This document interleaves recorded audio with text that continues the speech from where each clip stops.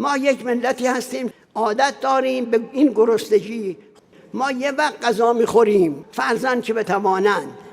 ما همون جو و گندمی که خودمون در مملکت خودمون کشت میکنیم میخوریم، برای خودمون همون مقدار کافی است. ما در هر هفته یه روز گوشت میخوریم.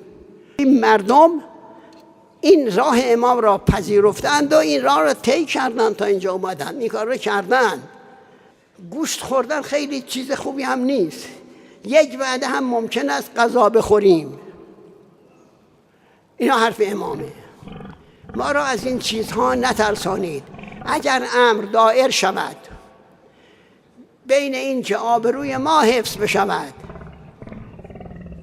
یا شکم ما سیر بشود، ما ترجیح میدهیم که آبرویمون حفظ بشود و شکممون گرسنه بماند.